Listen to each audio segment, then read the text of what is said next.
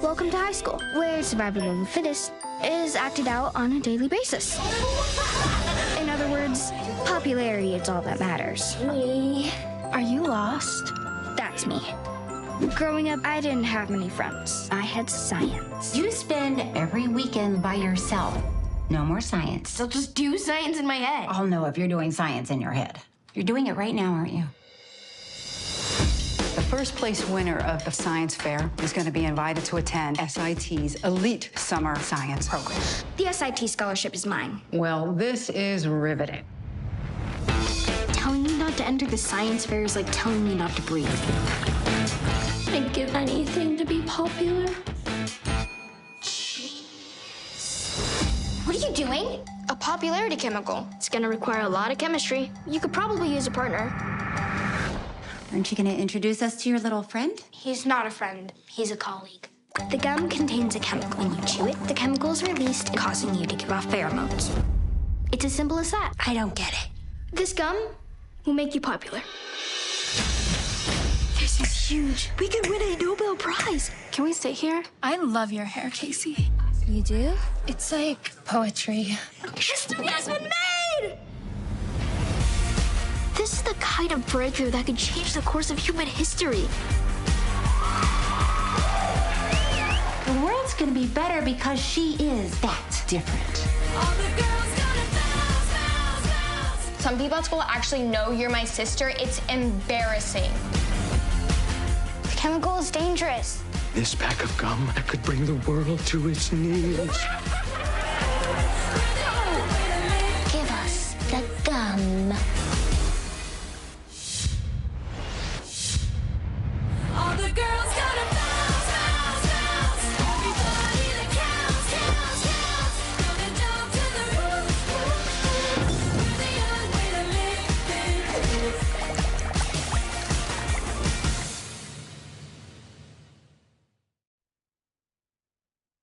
Ladies and gentlemen, boys and girls, children of all ages, we're back once again, and this time we have a returning guest, and I'm very excited to have with me composer Jordan Siegel, the composer for a brand new film that drops on February 9th called Popular Theory.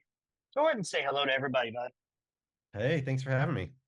Hey, thanks for reaching out to us to talk about this brand new film. Can you tell the audience about Popular Theory, what's about, all that fun stuff? So Popular Theory is a new movie coming out on February 9th. It's about a girl genius in high school. She's 12 years old, and she doesn't really fit in. And so for the science fair, she decides to team up with a classmate and create a chemical that makes people popular. And you can imagine what can happen in high school when that happens.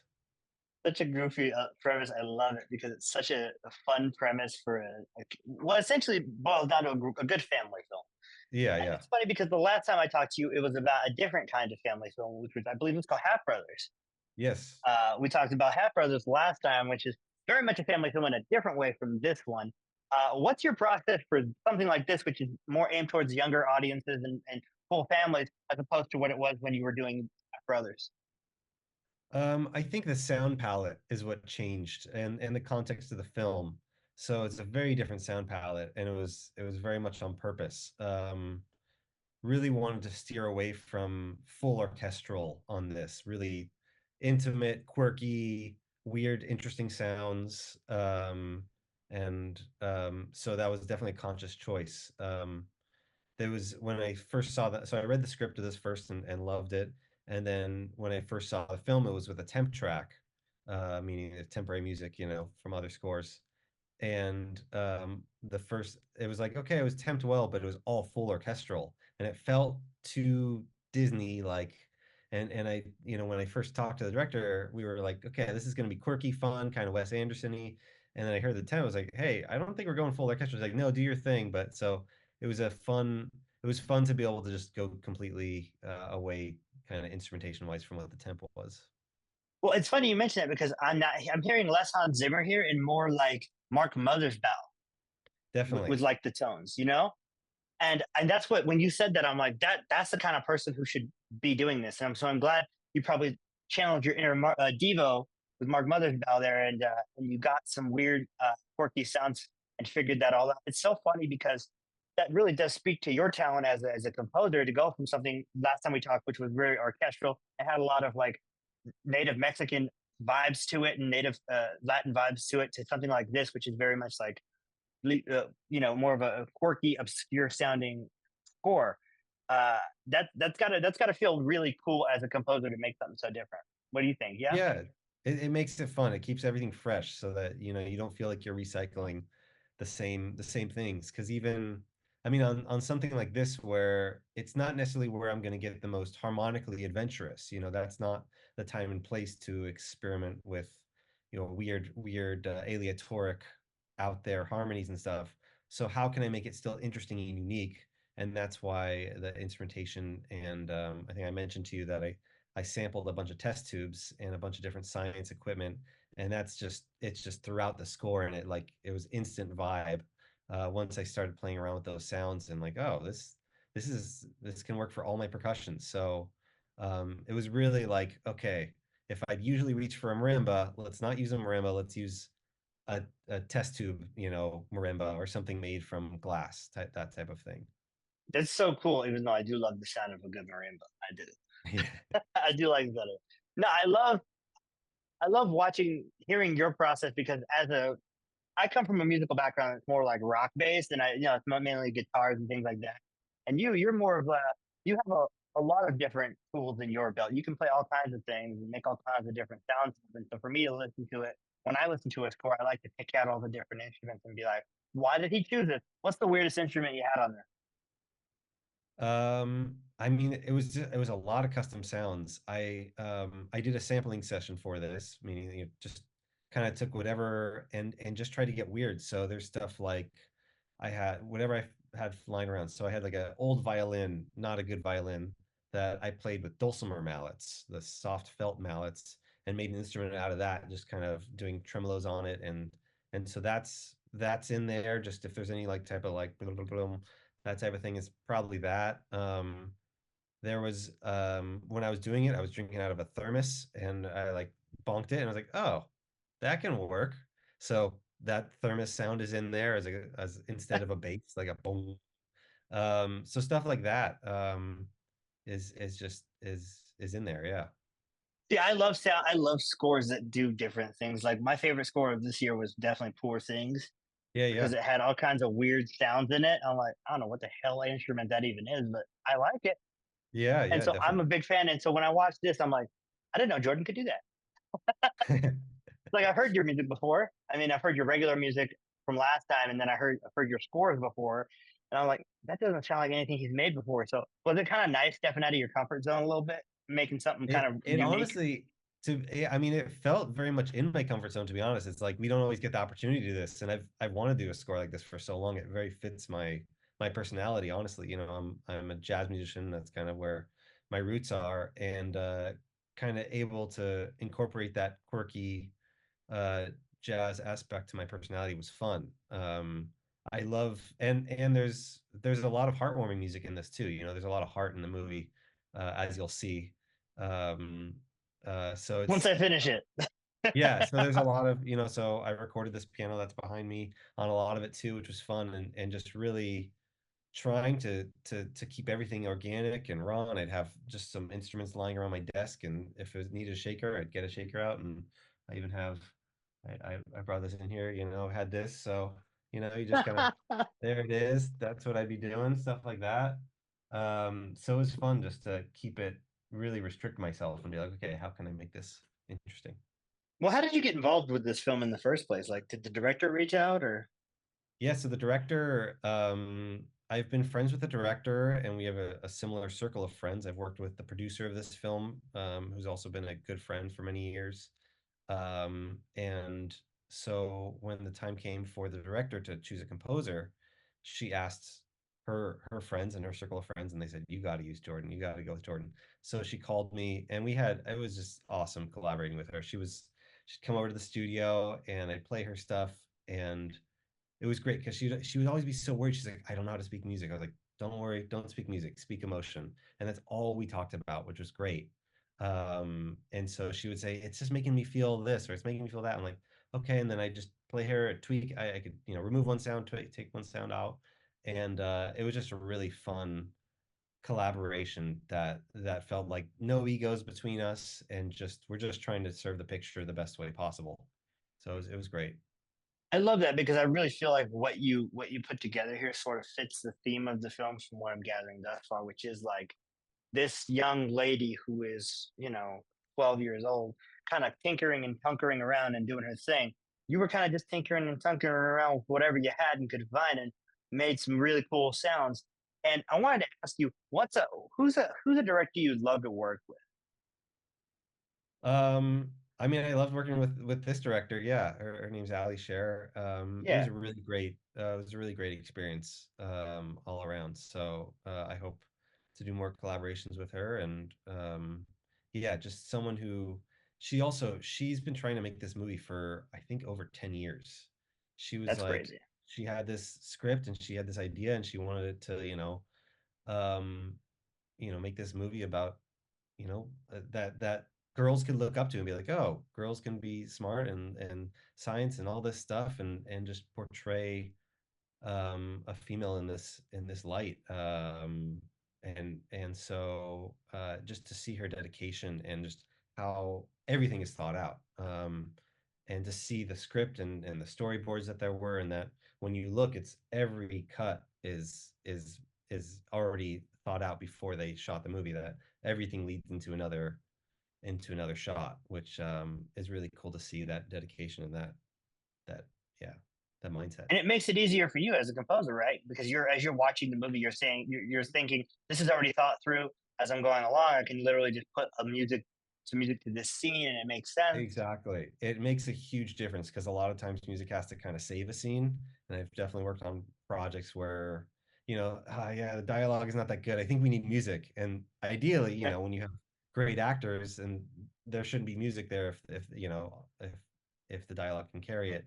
But in this case, it felt like let's just put music where it needs it. And yeah, the cut honestly didn't change that much from the very first cut I saw to the final cut, because it was just so already mapped out in her mind. Yeah, I was gonna say, I think that goes back to what you were saying about it being so storyboarded, like in the Yeah. right order, but it just sort of makes sense. I love that though, because when you're working with other artists, especially, like you have to make sure like that you're on the same page as them, so that whatever you're making comes out the best of your ability. And I think here you hit a stride because you kind of knew where the film was going. But again, I'm not really surprised, Jordan. I'm not really Thank you. surprised that the music sounds great here, man. I mean, like I said, I've heard your jazz music before. You sent it to us last time; it was great. Thank And we've heard your scores before. So let me ask you, what is? I don't think I asked you this last time, so I'm asking you now. What is your favorite film score of all time, and why is it Star Wars? you. My favorite film score. Um, One score, it's hard to choose a favorite. I mean, there's there's so many, greats I look up to: John Williams, Thomas Newman, Bernard Herrmann. Those kind of come to mind. I'd probably choose. I really love the score to Catch Me If You Can.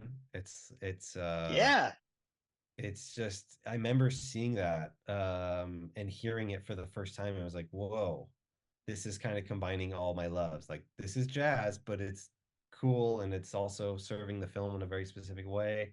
And every time I'm still wowed by that main title. Like, it's, sometimes you hear music and over the years you're like, okay, I kind of see what's going on, and still that's a piece that really wows me.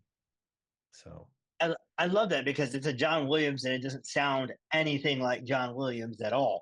Normally, when you think exactly, of not John at all. Williams, it's this huge orchestral, choral, dun dun dun. But Yeah. Catch Me, it's literally just 50s jazz. Like I'm surprised they didn't play Take Five at the beginning of this movie. Yeah, yeah, yeah. I Yeah. love I love that pick. I think that that's so interesting, and it speaks a lot about you and your influences. And I think we talked a little bit about your influences last time, which were mostly jazz musicians. I wanted to ask you, there's been a resurgence in the movie musical recently. A lot of them have come out. A lot of them are being made. If you had to make any movie into a musical, much like Mean Girls that just came out, and much like these other, like Legally Blonde's been turned into One Waitress, what movie would you want to see made into a musical, and why would you make it? Oh man, that's tough. I don't know if I can just choose one right now. Let's see. It's something I've thought about, honestly, because but I don't know if I can just choose one. That's so hard. Um, Yeah, that was the question I asked our panel on our podcast this month, and we got some really interesting answers, and I'll go over that once I get your answer. yeah, I'd love to hear. Oh man, I wish I had uh I also like if I have a good one, maybe I got to keep it to myself. I don't know. Uh, um, what would be a good one? I don't know. I'm blanking. What's um, I think the ones that have translated really well, like Matilda, I thought was a great translation. So I'm wondering if there's another Roald Dahl. I know they've done Charlie and the Chocolate Factory. I was gonna say Willy Um, Wonka's technically already a musical. yeah, they've already done that. Yeah. Yeah, and I Let's don't know see. that the lottery ticket would work. Yeah. Um, oh man, I'm just blanking. I don't know. Well, we actually got a couple good. I picked 500 Days of Summer. I would love to see that Oh, movie as a okay. musical. It would be awesome. I believe someone else picked Jurassic Park. Okay, that could be fun. I don't know how you would even pull that off, but it was a, you know, it's always fun and interesting to hear people's thoughts, especially because you're a musician. So I kind of want to hear, like, what movie do you think, oh, I could make a musical out of that? Because they've done it out of weird ones like Beetlejuice and others. Yeah. You wouldn't expect those to work, but they absolutely work.